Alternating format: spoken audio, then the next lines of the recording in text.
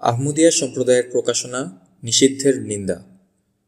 কে মুসলমান আর কে নয় তার বিচার করবেন আল্লাহ। হাসিনা। প্রথম আলো, সোমবার 12 জানুয়ারি 2004, 19 পৌষ 1410। আওয়ামী লীগ সভানেত্রী ও সংসদে বিরোধী দলীয় নেত্রী শেখ হাসিনা সরকার কর্তৃক আহমদিয়া মুসলিম জামাতের প্রকাশনাসমূহ নিষিদ্ধ করার নিন্দা জানিয়ে বলেছেন, আমাদের সংবিধানে প্রত্যেকের ধর্মীয় স্বাধীনতা দেওয়া আছে। কারো ধর্মীয় অনুভূতিতে আঘাত দেওয়ার অধিকার কারো নেই। এটা ধর্মবিরুদ্ধ কাজ। সরকার কেন এই সিদ্ধান্ত নিল সেটাই আমার প্রশ্ন।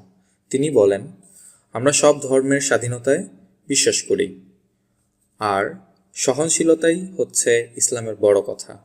কে মুসলমান আর কে মুসলমান নয় তার বিচার করবেন আল্লাহ রাব্বুল আলামিন।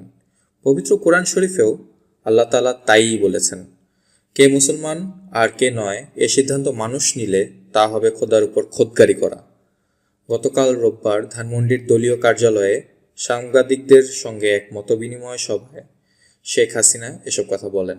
তিনি বলেন, যদি কারো বই নিষিদ্ধ করতেই হয় তাহলে সবার আগে জামায়াতে ইসলামী ও মওদুদির বই নিষিদ্ধ করতে হবে। কারণ মওদুদির বইয়ে আমাদের প্রিয় নবী হজরত মুহাম্মদ সাল্লাল্লাহু আলাইহি ওয়াসাল্লাম সম্পর্কে অনেক অসত্য ও অশালীন কথা লেখা আছে। তৎকালীন পাকিস্তানেও তার বই নিষিদ্ধ করা হয়েছিল।